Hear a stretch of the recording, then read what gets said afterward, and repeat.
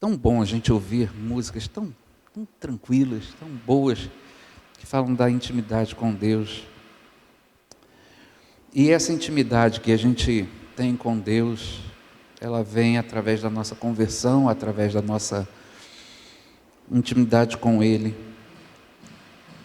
E é mais ou menos nesse sentido também que é a mensagem dessa noite. Abra sua Bíblia em Gálatas,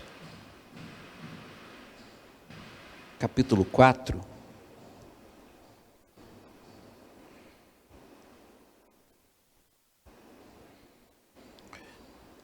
Gálatas 4, versículo 8 a 11.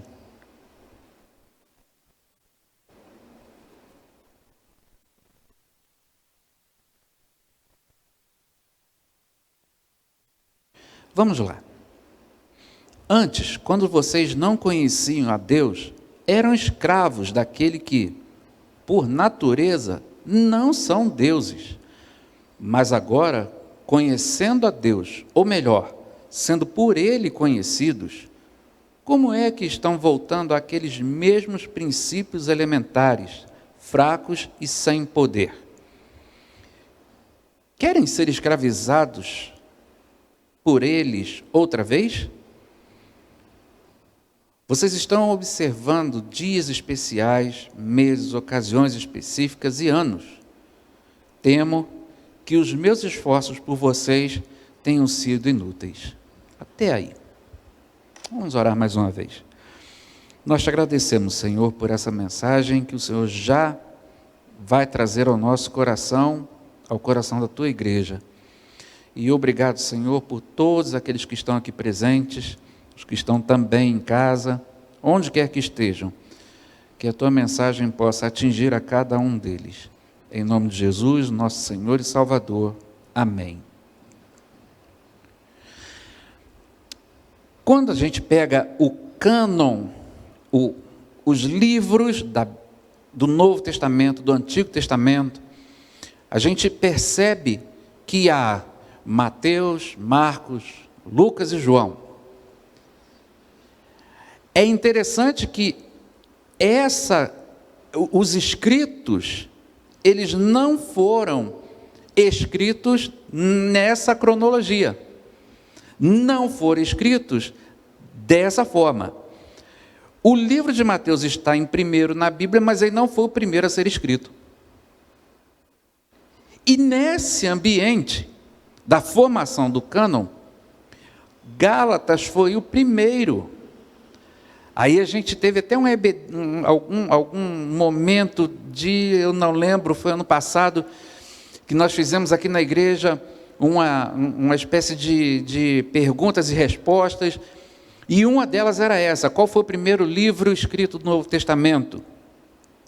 E todos pensavam que era Marcos, mas não é. Marcos foi o primeiro dos sinóticos. Mas o primeiro livro que os teólogos, que os estudiosos acham e consideram ser o primeiro livro escrito é a carta de Paulo aos Gálatas. Ele também pode ter sido o primeiro livro colocado nesse mesmo cânon, desse mesmo Novo Testamento. E nessa carta, se você olhar e observar, existem situações dentro dela que diferem das outras cartas. Uma delas é que essa carta não foi escrita a uma igreja. Ela foi escrita para as igrejas que estavam compondo a Galácia naquele momento. E se você pegar o seu mapa lá atrás, ver a primeira viagem missionária de Paulo, está lá Derbe, Listra, Icônio, Pisídia, são 4 igrejas. Paulo escreve essa carta para aquela comunidade, não para uma igreja específica. Não existia a igreja da Galácia, mas sim aos Gálatas, as igrejas que estavam ali reunidas. Dentro desse mesmo ambiente que Paulo escreve essa primeira carta, ele parece que tem uma noção de que havia dentro daqueles crentes, dentro daquelas novas igrejas, daquele novo ambiente, algumas situações que precisavam ser colocadas no seu eixo. Havia ainda alguns dentro daquele ambiente que estavam querendo voltar à lei, à prática da lei. E é interessante que quando esses irmãos começam nessa mesma linha de pensamento, Paulo vem e dá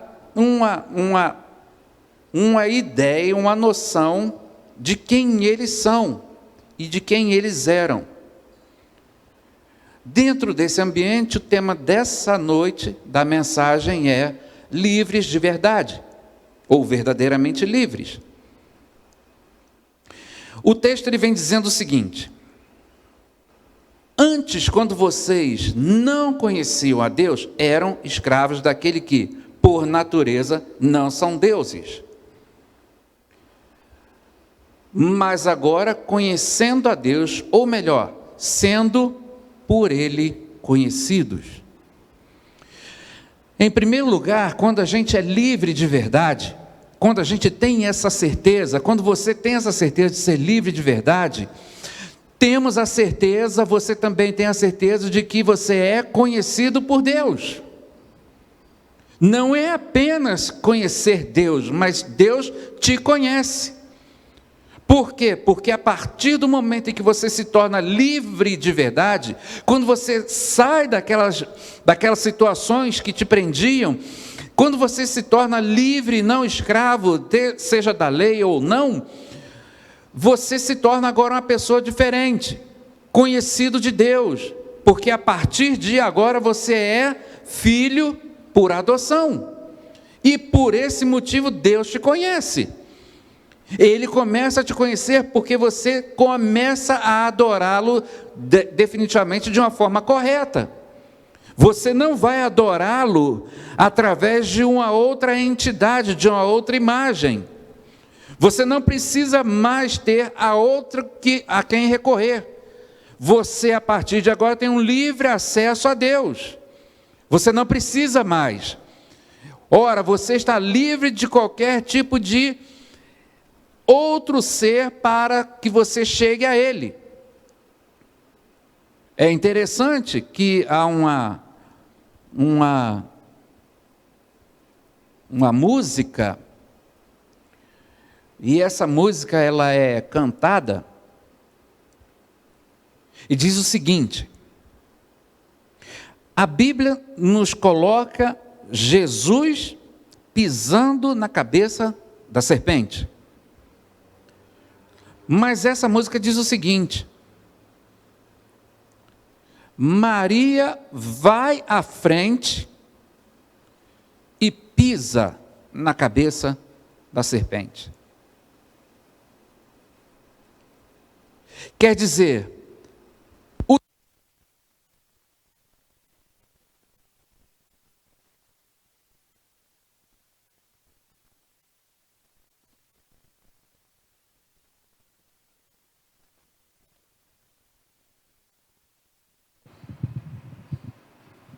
e não Maria. Ou seja, a nossa adoração, quando nós somos conhecidos por Deus, nós não precisamos ir a qualquer um, a não ser ir direto a Ele, através da nossa oração. O que a Bíblia diz? Fecha a porta do teu quarto e ora ao teu Pai que está em secreto. É direto, é livre. Sou livre agora para falar com Ele.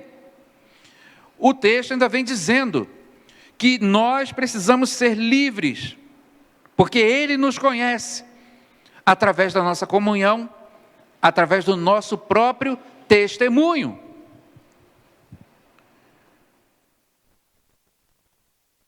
Como era a nossa vida antes da conversão?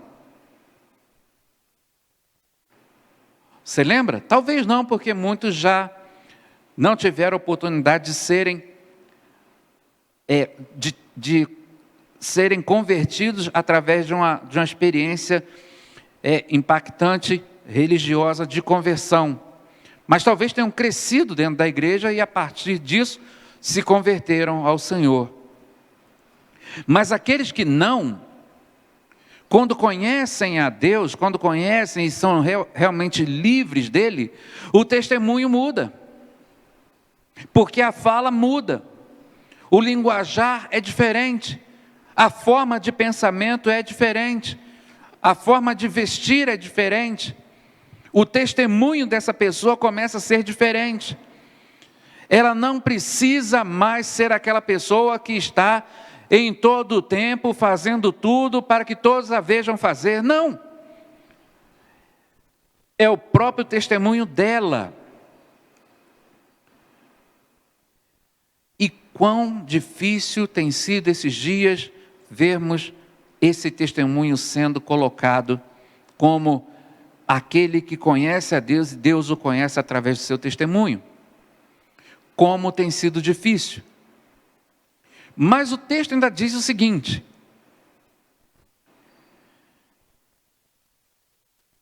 querem ser escravizados outra vez?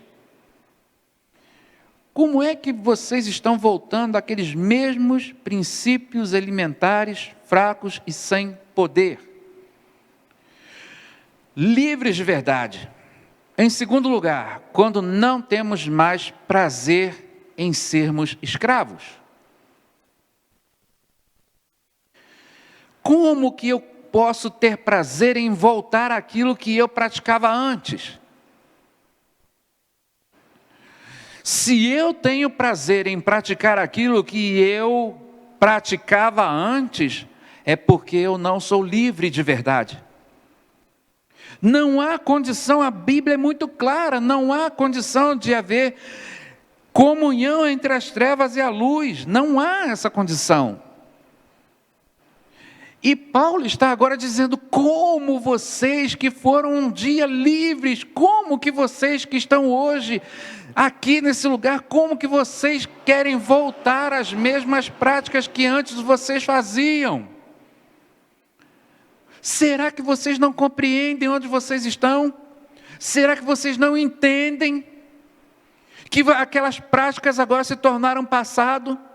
Que tudo aquilo que vocês faziam se tornou passado? Que aquela roda de amigos dentro do bar, aquilo se tornou passado? Que aquilo que você fazia antes se tornou passado? Que agora você não precisa mais disso? Porque agora você é livre, você é livre, você é livre. Os hábitos que você fazia,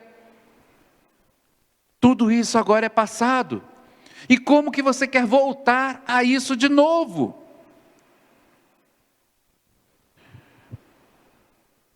Há uma ilustração muito interessante sobre essa volta à prática. Um casal estava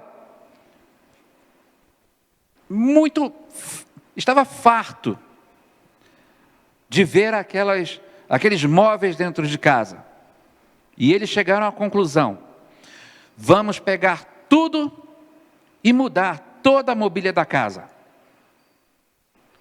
E num belo dia, eles pegaram sofá, bota no quintal. Televisão, quintal. Estante, no quintal. Colchão, no quintal. Quando eles olharam, a casa estava toda limpa. Não havia mais nenhum móvel. Aí eles foram do lado de fora. Olharam bem para o sofá.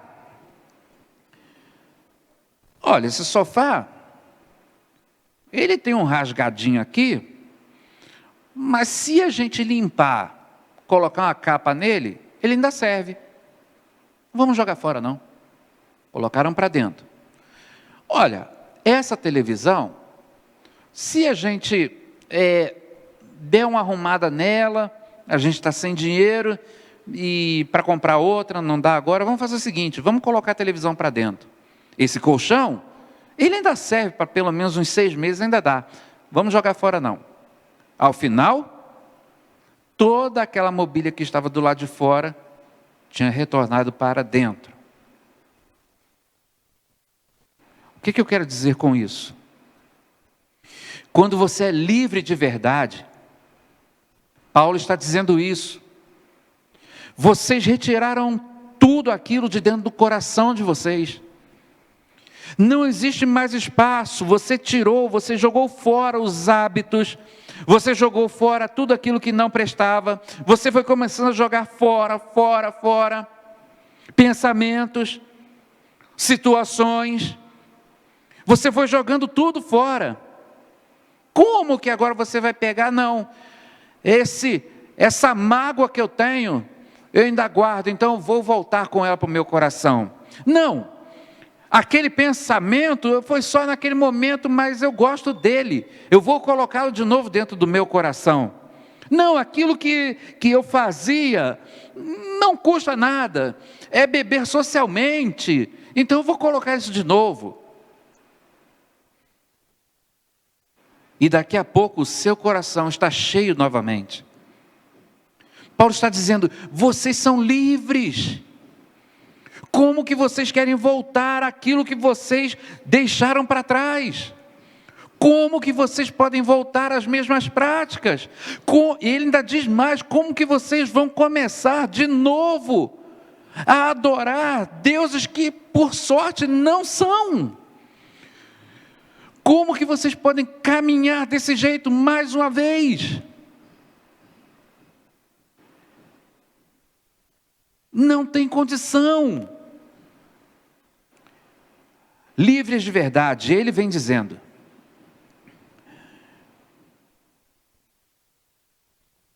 Temo que os meus esforços por vocês tenham sido inúteis. Em outra versão, temo que tudo aquilo que eu ensinei a vocês foi em vão. Mateus 28 diz o quê? Ide por todo mundo, pregar o evangelho a toda criatura, batizando-os em nome do Pai, do Filho e do Espírito Santo, ensinando-os a guardar todas as coisas, fazei discípulos. Fazer discípulo não é apenas estar junto. Fazer discípulo é gerar vida. Jesus naquele momento está dizendo, vocês vão gerar vida, vocês vão fazer novos discípulos, vocês vão começar a atuar na vida deles de uma forma tão poderosa que eles vão ser renascidos. Paulo estava naquele momento dizendo, tudo aquilo que eu ensinei a vocês, tudo aquilo que eu mostrei a vocês, e não existe nada mais frustrante do que para um professor do que ele ensinar e ao final do ano aquele aluno ser reprovado. Do que você ensinar no PG, na EBD e a pessoa simplesmente não entender. E Paulo está nessa situação agora dizendo, não é possível que tudo aquilo que eu ensinei, não é possível que o tempo que eu gastei com vocês não entenderam coisa alguma. Vocês querem voltar àquilo que não era para voltar.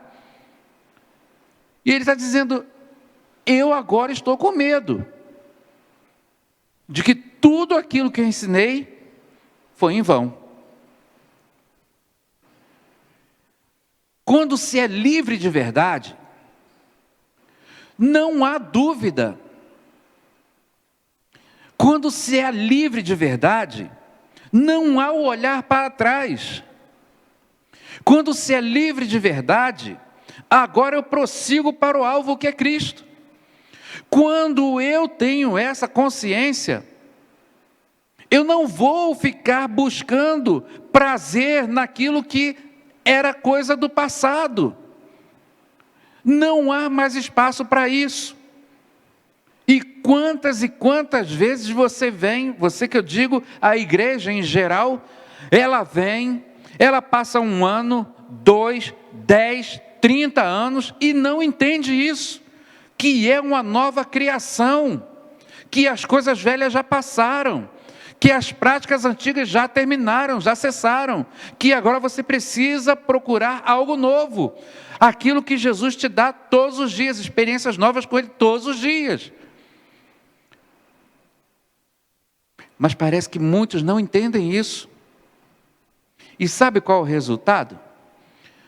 Não firmam, não conseguem, não tem raiz, não tem profundidade. E é pouco tempo para abandonar. Paulo estava dizendo isso, é praticamente uma preocupação dele. Olha, eu estou preocupado, porque se vocês não entenderam ainda tudo aquilo que eu ensinei, tem alguma coisa errada. Se tudo aquilo que eu ensinei a vocês, vocês querem pular novamente a praticar, tem alguma coisa errada. E quantas vezes todos nós, precisamos fazer essa avaliação na nossa vida. Espera aí, tudo que eu estou fazendo está de acordo? Será que eu tenho olhado para trás?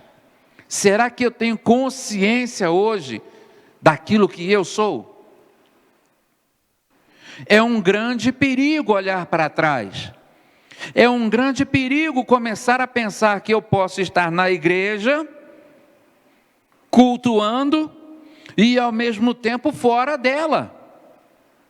Ao mesmo tempo estar aqui adorando, e saindo daqui eu posso ir para qualquer festa, qualquer baile. Pastor Hernandes Dias Lopes, ele, num dos seus sermões, ele diz exatamente sobre isso. Que hoje a prática de casamentos evangélicos é uma tristeza. Porque você chega no lugar, pede a bênção para o seu casamento, se ajoelha, vem os pais, abençoam os filhos, dizendo, aqui vai ser um lar abençoado. E quando sai dali, é todo tipo de situação dentro da festa de casamento. Um dia eu celebrei um casamento, e aquilo eu achei muito interessante. Eles insistiram muito para que eu fizesse casamento, eu fui e fiz o casamento deles, celebrei o casamento. Quando terminou, havia então a recepção. Vamos lá na recepção. Estava tudo correndo normalmente. De repente, eu escutei um barulho, como se fosse de uma bateria.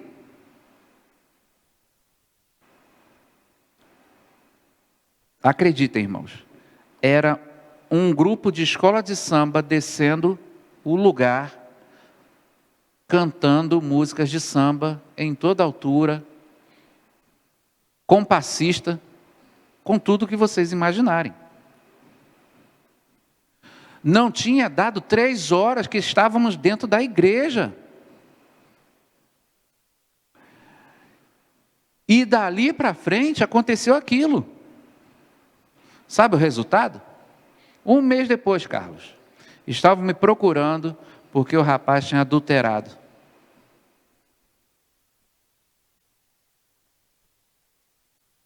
Como que eu consigo estar nesse lugar e ao mesmo tempo ter práticas contrárias?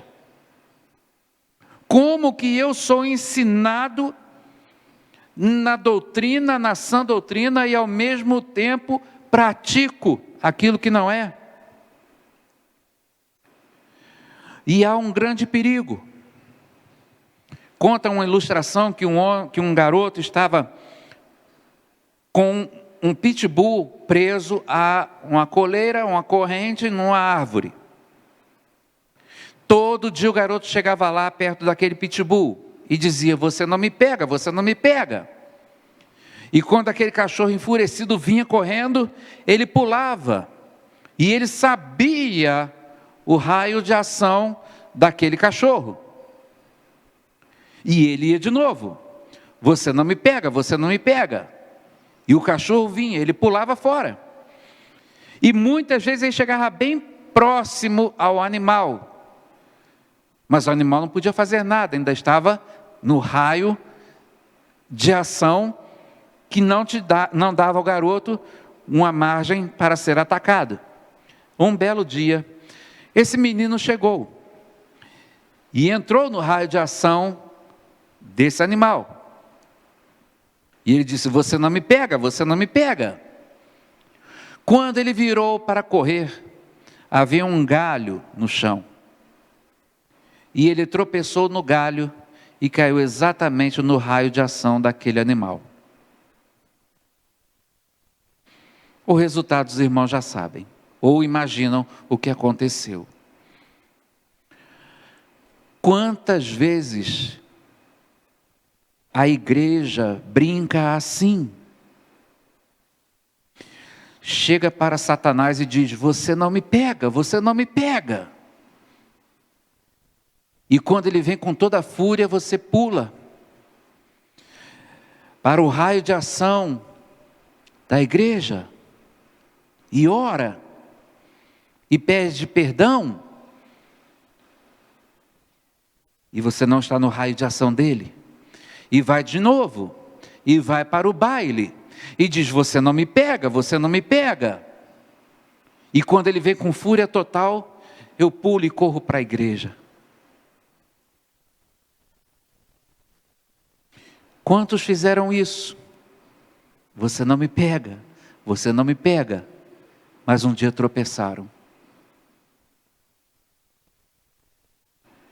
Paulo está dizendo: não brinque com isso. Você foi ensinado, você foi doutrinado, nós oramos por vocês, nós estamos juntos de vocês, vocês são livres, não voltem, não queiram voltar àquelas práticas. Se você voltar, cuidado com isso. Ele está dizendo: não faça isso, não brinque com isso. E quantas vezes nós mesmos olhamos para aqueles que muitas vezes a gente vem, ora por eles, chora com eles, está junto deles, mas parece que é em vão. Parece que todo o nosso trabalho, toda a nossa dedicação, todo o nosso empenho, parece que foi em vão. Ser livre de verdade é entender que quando eu tenho o conhecimento da palavra verdadeira, eu não tenho como voltar à prática que eu fazia. Há uma cantora que tem uma música e diz assim: quem já pisou no Santo dos Santos em outro lugar não sabe viver. Se eu perguntar à irmã Edna hoje: existe lugar melhor para estar? Será que algo pode superar estar na comunhão? Não. Se eu perguntar a qualquer irmão aqui: existe lugar melhor do que estar na presença de Deus? Não. Louvo a Deus porque os irmãos são livres de verdade e não olharam para trás e não negociaram e não querem saber disso, mas ao contrário, estão sempre dispostos, estão sempre atentos, estão sempre olhando apenas para o alvo, prosseguindo para o alvo que é Cristo Jesus. Que Deus abençoe a sua vida, que Deus abençoe toda a sua família e que a gente não pense em momento algum em voltar àquilo que não é do Senhor. Amém? Vamos orar? Nós te agradecemos, ó Pai, porque nessa noite, através do teu servo Paulo, que escreveu a Deus com um sentimento de preocupação por aqueles irmãos ali da Galácia, demonstrou a Deus que a preocupação dele não era apenas, ó Pai, na volta deles às práticas contrárias, mas a preocupação dele é de que algum deles se perdesse. Obrigado, Senhor, porque nós temos na nossa igreja líderes, ó Pai, preocupados em ensinar a Tua palavra. Irmãos, ó Deus, que estão dispostos a serem discipuladores, ajudadores, intercessores. Obrigado, Senhor, porque todos eles não olham para trás, mas têm, ó Deus, o alvo maior que é o Senhor. Obrigado, Senhor, porque durante tantos anos da nossa vida, várias